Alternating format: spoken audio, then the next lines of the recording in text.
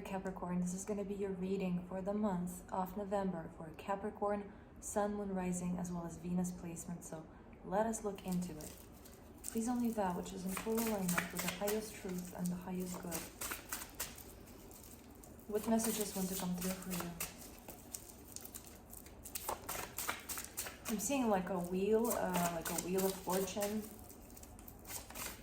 It also reminds me of the Buddhist wheel, where there are a number, I think there are 12 practices, 12 principles that you gotta adhere to in order to create movement on your spiritual development path. Knight of Pentacles in reverse, Nine of Cups upright.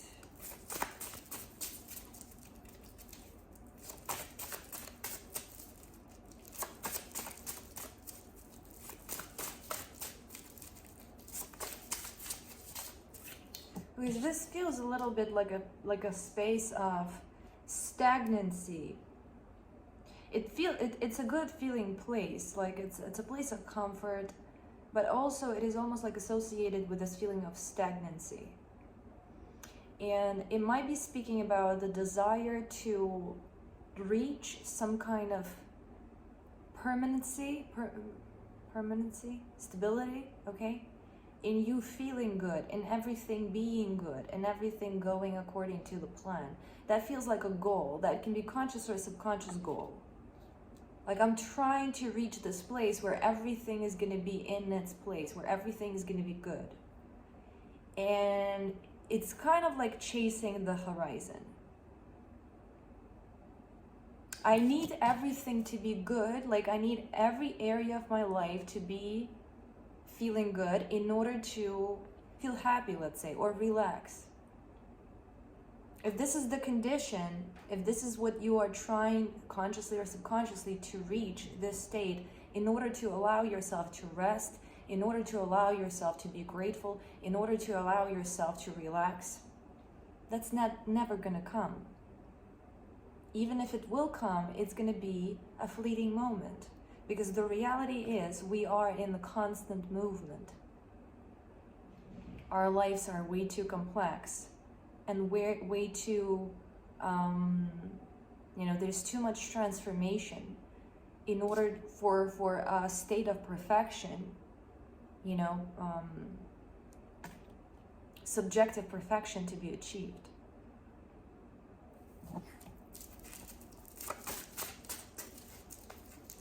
I wrote a poem many years ago. It's in Ukrainian, so I cannot read it, but the main thought of it was our path here is never ending. So you gotta create room for rest while you're walking this path. You cannot wait to arrive somewhere to allow yourself to rest. You should not wait to arrive somewhere to allow yourself. You don't have to wait to arrive somewhere to allow yourself to feel gratitude or feel a sense of achievement. It's in the process. You feel and experience and find these things in the process. It's a work in progress that is just continuous, okay? We also have 6 of Cups, we have 10 of Cups, a lot of feeling good cards, and feeling good is such a powerful state. It has a tremendous amounts of benefits. But also, okay, another message that is coming through, and this is something that I have experienced in my own life as well as I was working with people. This is something that came through. It's almost like we have internalized, we have been fed a particular idea of happiness. It has this feeling of a commercial, okay, where everybody's smiling, everybody's happy, and then that is a subconscious expectation that we hold for life and for ourselves. While in reality, life is much more complex than a commercial. It's much more complex than a cartoon. There's much more movement, there are much more emotions, there are layers and There's much more to happiness. It's much more complex than what is being portrayed in a Coke commercial, for example. So if we have internalized this expectation, life is supposed to feel good, I'm supposed to feel happy, and for whatever reason we are not in that state, because we're dealing with trauma, because we're dealing with survival, because we're dealing with some kind of global issues or what have you. This discrepancy between your expectation and the reality of where you are can create additional unnecessary pain.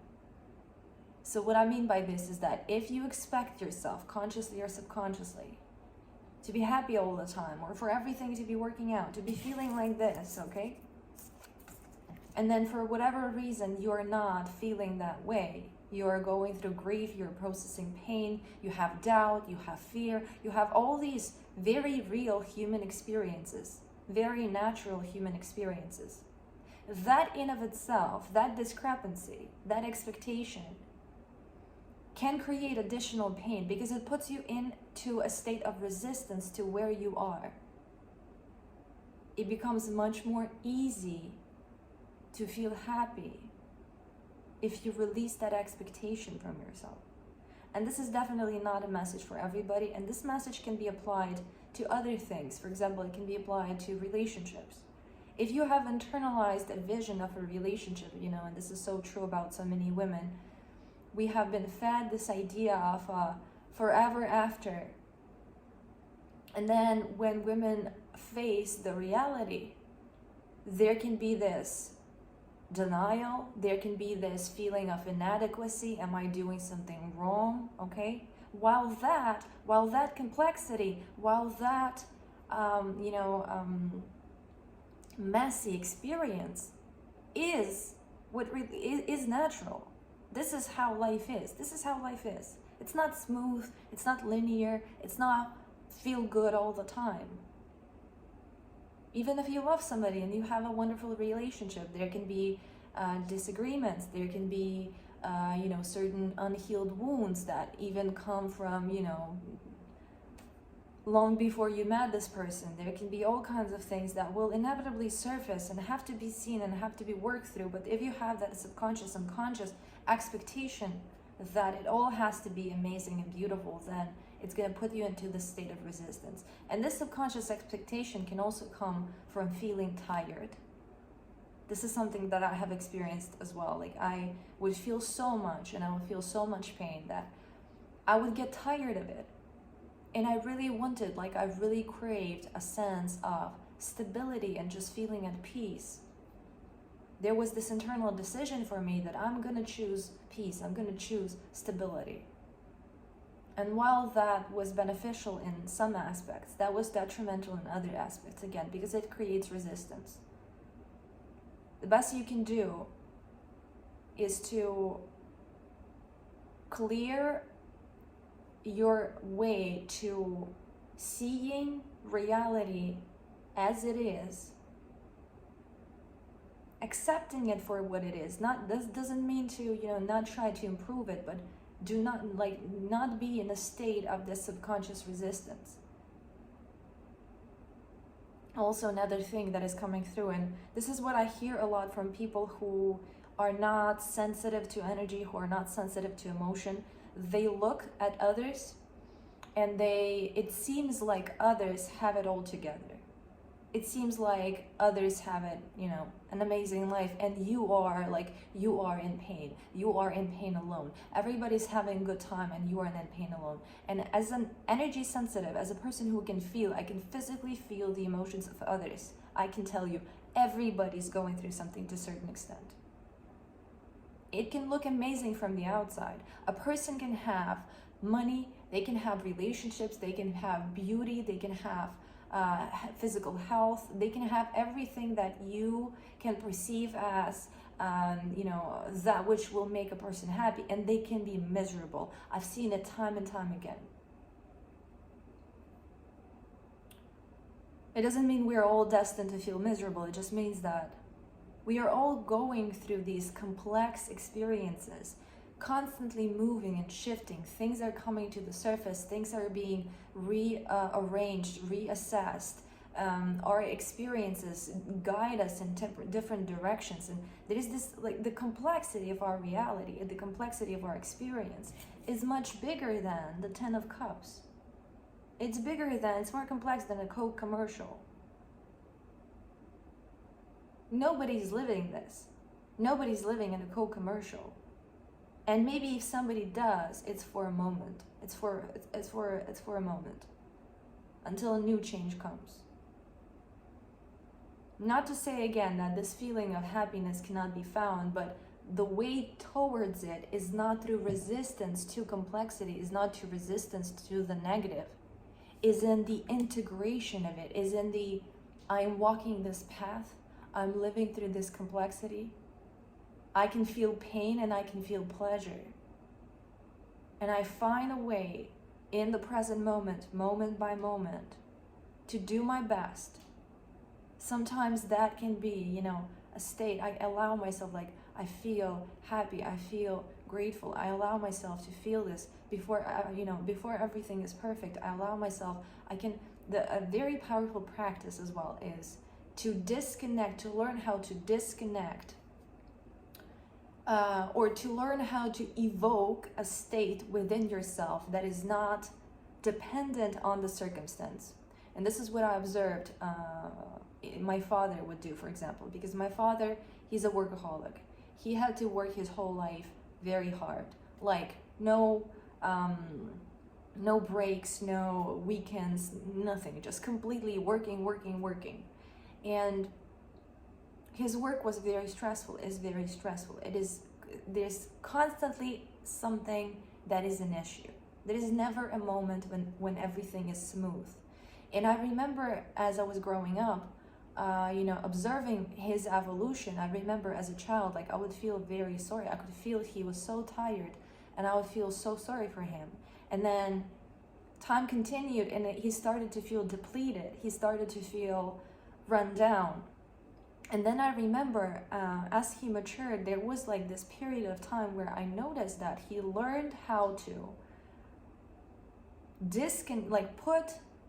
not make his ability to relax and rest dependent on what was happening in his work. So let's say there are a lot of issues, a lot has to be tended to, but he's choosing to put it all on pause right now to have good sleep. He's choosing to put it all on pause right now. He's gonna come back to it. Nothing, there are issues there, but he doesn't make, like, he learned how to choose a state of relaxation, how to evoke the state of relaxation, how to direct intentionally his attention, how to disengage in order to give himself a break. So his ability to relax became not as dependent on the factual circumstance. And this is an amazing skill to develop within yourself, to learn how to evoke states of gratitude, of love, of peace, of relaxation that are not dependent on the external. Not to deny the external, not to disconnect from the external, like, completely, but this is a strategic approach where you exercise your muscles and then you let your muscles rest. There's a wonderful analogy that I remember, I've heard a Buddhist monk share. He said, if you pick up a glass of water, it's not too heavy, but if you keep holding it, it's gonna start to feel heavier and heavier and heavier. Not because it is getting heavier, but because your arm is tired. And sometimes you need to put it down, let it rest, and then you can pick it up again and it's gonna feel lighter again. So this is what is coming through for you. This is a message about self-mastery, mastery of your mental state, mastery of your emotions, mastery of your energy. Understanding and accepting the reality of life and learning how to navigate it more maturely. Not waiting for everything to be, not expecting for everything to be perfect. Not waiting for it to be perfect to allow yourself to relax. Not beating yourself down and not thinking like you are the only person who is experiencing this if something goes wrong. because that's just not the case, okay? Becoming more aware and more about the structure of life, the way our experience here unfolds, accepting that, and then learning how to navigate it more maturely, okay? Dear Capricorn, this is what I have for you. There is room for dreaming, there is room for seeking the perfection, there is room for all of these things, but it has to be balanced, it has to be integrated, okay? Dear Capricorn, this is your message. I hope you liked it. Please consider liking and subscribing if you did. I offer personal readings if you want to get one. Maybe I'll be able to put the link in the description box. I think I need to wait for 2 months for YouTube to allow me to put links in. I'm not sure if 2 months has passed.